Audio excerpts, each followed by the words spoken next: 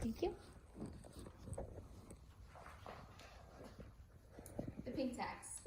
I don't think anyone is excited to pay taxes. In fact, many of us look at it as an annoying consequence of having money. Or is it an annoying consequence of being a woman? Many of you listening might have a first reaction to laugh at that statement. I don't blame you. You probably think those two topics have no correlation. Sadly, they do. As a woman myself, I feel it is my responsibility to educate people on something called the pink tax, which is a price most women across the country unknowingly pay on a daily basis. The pink tax is just another instance of normalized misogyny that modern society should reject. This is why it is necessary to learn about the pink tax to prevent it from perpetrating further. The points I will be discussing for clarity are what the pink tax is and why it is sexist, why such a tax exists in the first place, and how we can change it.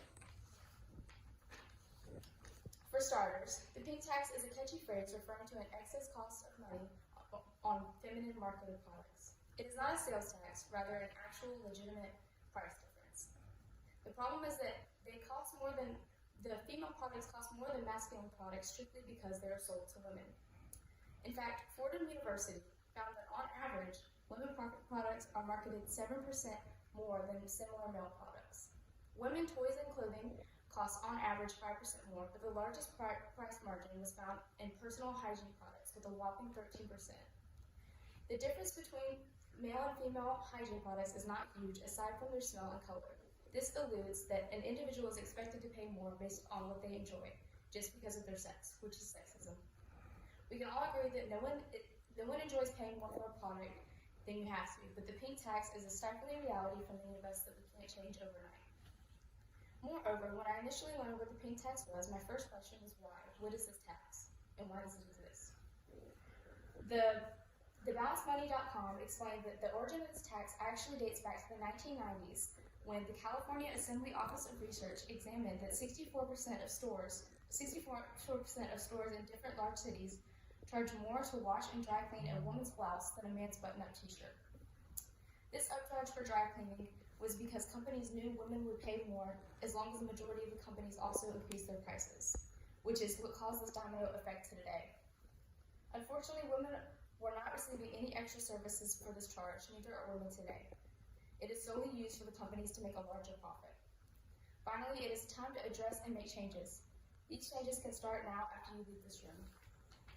According to the AARP and Harvard UECU, there are multiple ways for this to an end.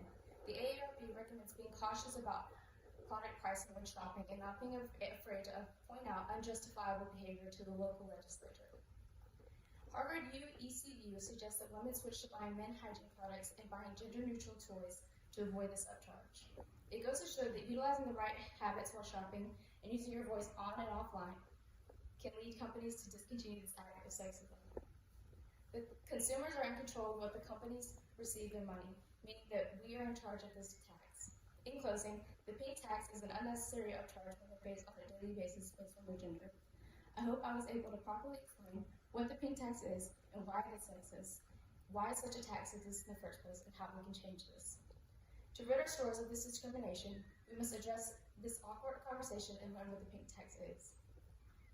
You should no longer agree to pay this unnecessary upcharge. We all know it's annoying. Be honest, raise your hand if you enjoy paying more for the same product. Right. I know I don't. And as a woman, I'm tired of being an afterthought. The pink tax will forever prove the indifference society has towards women.